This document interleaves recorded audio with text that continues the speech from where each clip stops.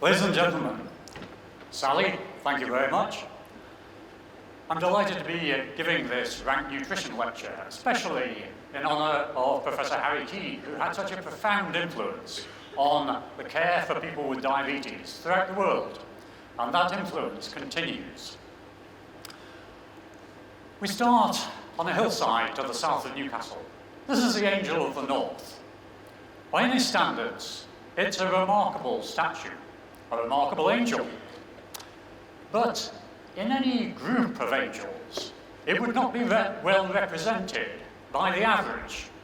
Now, there's a paradox here, because over the last few days, we've been talking about diabetes in many respects, but almost always the data are represented as the mean, necessary for statistical purposes. But that's a contrast with what you and I do from day to day, because in the consultation, there is one individual who may be anywhere along the distribution, and the mean may not apply. So here we have one individual. Let's consider some other individuals.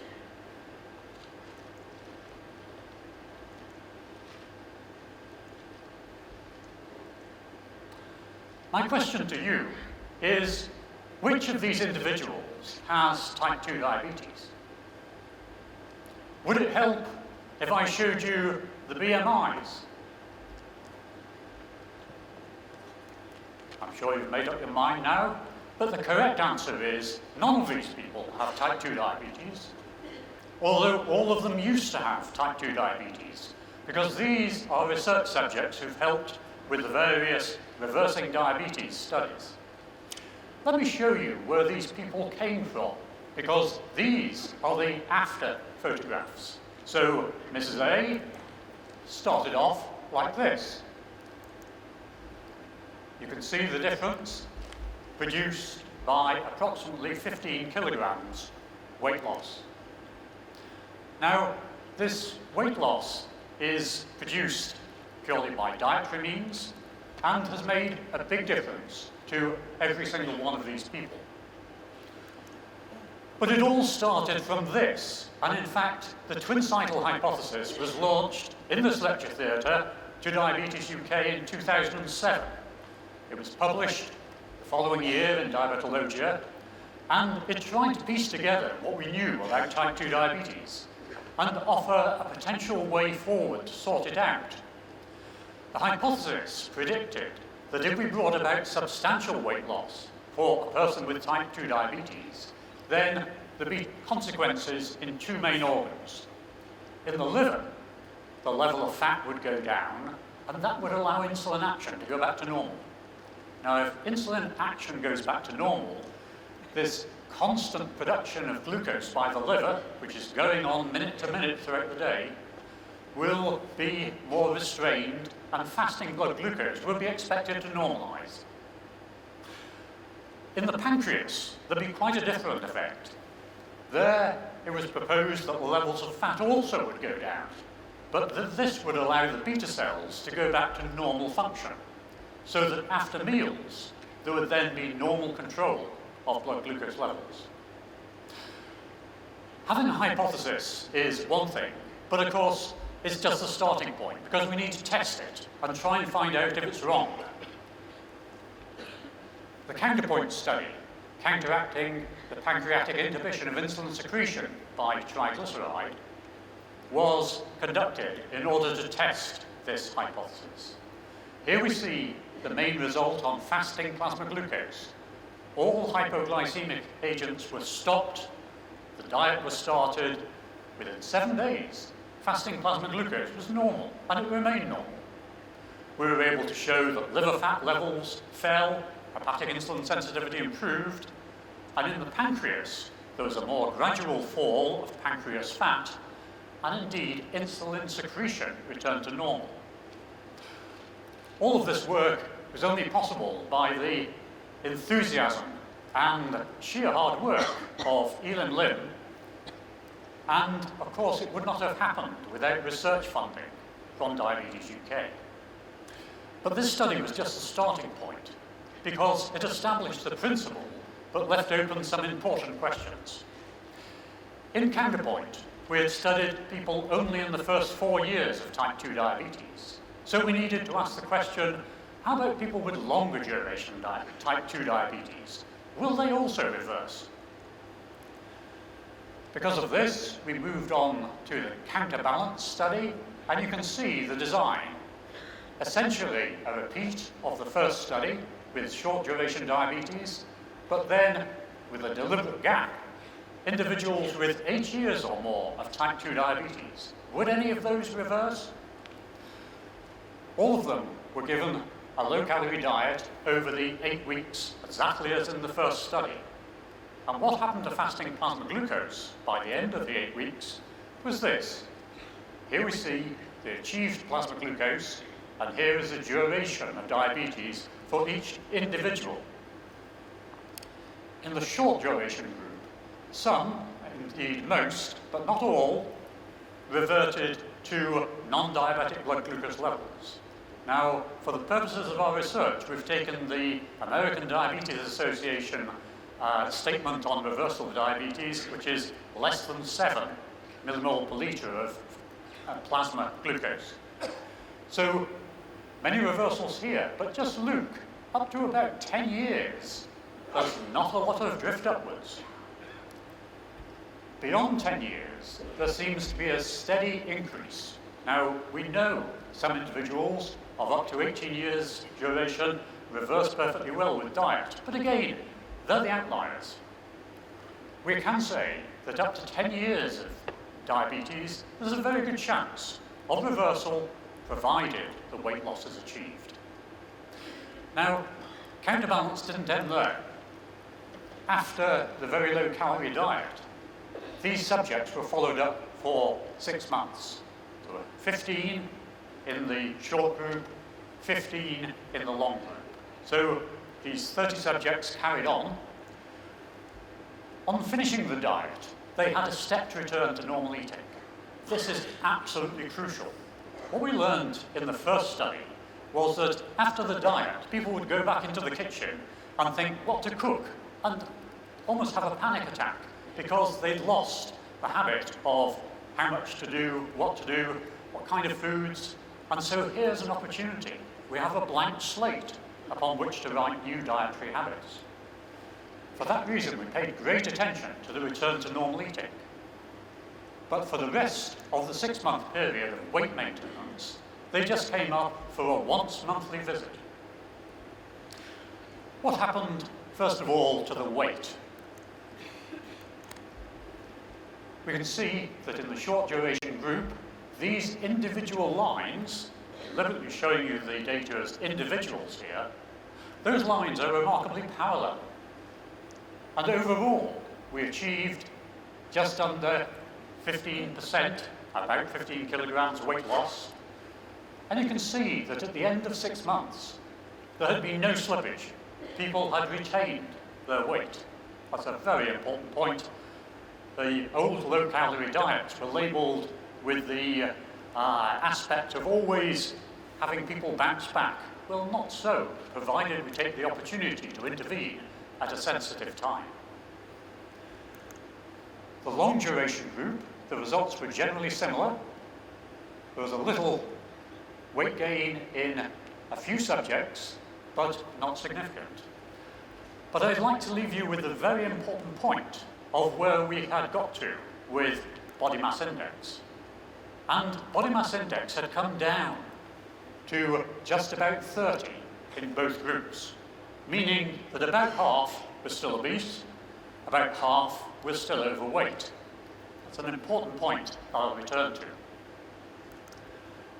How about the fasting plasma glucose? Now, the major hypothesis we were testing in counterbalance was that people who achieved normal plasma glucose levels would maintain those normal levels provided weight remained steady. So we have divided the group here into those who responded and those who didn't respond on the basis of fasting plasma glucose after refeeding. So this defines the group of responders, 12 responders, largely short duration, but 3 long duration at this point in time after refeeding. You can see the non-responders, so-called, did respond in plasma glucose. It's just that they didn't achieve the non-diabetic blood glucose levels and also evinced a much greater rise during this refeeding phase. So now we come to the crunch. How about the big question? Did these people, who had technically reversed their diabetes, stay reversed? Or during this phase of normal eating with steady weight, did they go back up to where they'd come from? And the answer is, they remained rock steady. The changes we had achieved were certainly long-term. How long-term is a matter that we can gain from anecdotal studies, but in this strict study of 6 months, we can say there was no loss of control. In the long-term group, there's a slight suggestion of a fall, but that's because 2 individuals didn't respond at all and just stayed very high. They needed to go back onto oral agents, which were, of course, stopped on day 1. And so this line is running along. These people are better off than where they started, and also they're not taking any oral hypoglycemic agents or insulin. Few were on insulin. Underlying this change in fasting blood glucose is the liver fat. You can see the dramatic extent of fall in liver fat. It's said that up to 5% is normal. Well, here we have people with diabetes coming in at about 13%. That's what we find for most of our groups. Going down to 2% after the weight loss and refeeding. The non-responders are very interesting. They also had a response going down to 2%. But look where they started from, considerably less. Now, these falling levels of liver triglyceride as people become non-responsive tell a really important story. It suggests that insulin levels are not adequate to maintain the level of lipogenesis which pushes this up so high. So these people look as though they're already failing. Now we'd achieved the low level of hepatic triglyceride, but remember, half of these people are still obese. The rest are overweight. So surely this excess fat is going to flood back into the liver and clog up the works. And it doesn't. It must be a threshold effect, because there is no equaling out of the body fat. It's now possible for people to keep their fat stores safely in the subcutaneous tissue, which has adequate capacity at this point in time. So no loss of control here, nor there. That's the liver. How about the pancreas? Here we see a significant fall in pancreas fat levels. Just note the small extent of this. We're dealing with a different behavior than inside the liver. However, a significant fall in pancreas fat, no fall at all in the non-responders. Interestingly, pancreas fat levels appear to be higher, and there are several reasons for that. It's probably fat in a different compartment. How about at 6 months? Did we maintain this advantage? Well, indeed, the advantage seemed to increase, just underscoring what we had already observed, that pancreas fat levels take a while to come down. So, with the pancreas fat coming down like that, we're in a position to ask whether the beta cells woke up. It's expected from large studies that beta cell failure is inexorable and there's nothing that can stop it. But the point that's been overlooked in all of those studies is that the population has steadily put on weight as the years have ticked by, such as in UKPDS. So all we know is that beta cell failure is inexorable if people continue to put on weight. How about in this circumstance? This shows the first phase insulin secretion. Now, this is in response to an intravenous infusion of glucose, raising plasma glucose by 3.5 millimole per litre. Physiological change, but one which excites an acute response. In people without diabetes, in those with diabetes, here at baseline, you can see it's very low. It's the poor response we usually see. But up here is a completely normal response. Beta cell function had gone back to normal at 10 weeks. Not only that, but it stayed normal. And contrast that with what we see in the non-responders. These people were characterized at baseline by having a beta cell response, which was virtually absent. These beta cells had gone over a cliff. Something had happened. That's part of a longer story to disentangle.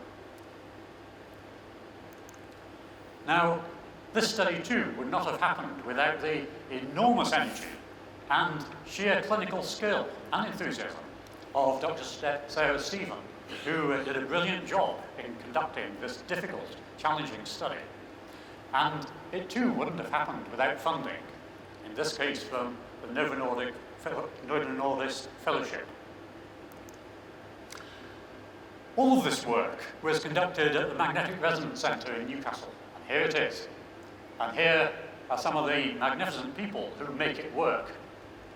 But I'd just like to call attention to Kieran Hollingsworth, who is the physicist who devised all the new methodology to allow us to study the pancreas in the detail we've been able to. Incidentally, I'd like to point out there's a gap here. And indeed, we are looking for a senior clinical academic to come and work with me. Anyone who has a burning desire to take forward this exciting line of research. This is only a mile and a half or so from the city centre, so let's go downtown. Let's have a look at Newcastle. Here we have our magnificent castle keep and the top of the cathedral. I think it's the most southerly crown-top cathedral in the country. But what I would like to do is to look at the individuals on the street. Let's go back and see who is there. Also, I'd like to jump back in time a little bit. This is one of a series of pictures taken by an amateur photographer. The whole lot are in Newcastle City Library. They're all available easily on the web. If you look at those pictures, they all show the same story. These ladies are crossing the top of Northumberland Street. They're heading for Marks and Spencer's, as you can see reflected in the shop opposite. But just look at their BMIs individually. There are many people with a BMI clearly under 20. The average is probably somewhere like 22. What would a similar group of ladies look like today? Well, if I was to go out and photograph ladies in Newcastle, I may well get into trouble. But fortunately, the Daily Mail did it for me. The point of the Daily Mail story was that, yes, it's not a poor photograph, it is in fact a snowstorm. In a snowstorm with snow on the ground in the big market, Geordie girls wore more than usual. But the point for you and I is to consider the individual's BMIs. And this really passes as normal now, but we've become desensitized to what has happened in a very short period of time. Even the slimmest girl here would be considerably larger than the largest girl we can find in any of those old photographs of Newcastle, of a girl of the same age, that is. So let's look at the population. Now we have some distinct data on that. Rosenbaum produced a very comprehensive set of data of BMI of the population in England in 1980. Here we have the distribution curve. And you'll see that the majority, this is a distribution curve of BMI, so here we have the commonest BMI, which happened to be around 23, 24. Only a third were over 25. 7% here were obese. Now, that's where we started from. How about 2010? Well, data taken from the Chief Medical Officer's report from 2014 contains our 2010 best data. And just look at what's happened. Now 25% have a BMI of greater than 30. 2/3 have a BMI over 25. Now, most of the attention is usually paid to the fact that the number of people who are obese has grossly increased. But that's not where the action is. Just look at the majority of the population. The mountain has moved from here to here. And it's that upward swing of adiposity in the normal weight, the overweight, the beginnings of obesity, that is really accounting for the ill health that you and I are experiencing in the population. Now, these smooth curves of BMI just tell the population story, but let's try and get back towards the individual. Let me show you a distribution curve, as it were, for BMI, same sort of thing, percentage of individuals, body mass index. In this distribution, the median BMI is 28. And instead of putting a smooth curve, I've shown this as red dots. And the dots are red to indicate these people all have diabetes. In fact, the distribution you're looking at is the distribution of UKPDS. Don't forget that the majority of people in UKPDS, indeed as now, are not obese at diagnosis. Here we have the 30 cutoff with the minority here. There are some people down here. It's a normal distribution, and we are dealing with individuals. Let's just park that graph at the top and play a thought experiment. Let's just imagine these individuals a generation before, when the whole population was much lighter and did not have diabetes. Then it would look something like this. There'd been a shift to the left, but these dots are now blue, indicating these people do not have diabetes. Alternatively, that could be one of our experiments. Here are the people at recruitment. They undergo the 15 kilograms weight loss, they move to the side, and they lose their diabetes. To understand that more, let's just pick on 3 individuals. Here we have Bill, Fred, and Mary. Now, Bill lost 15 kilograms. He moved down along the BMI scale and had lost his diabetes. Fred did the same thing, 15 kilograms, lost diabetes.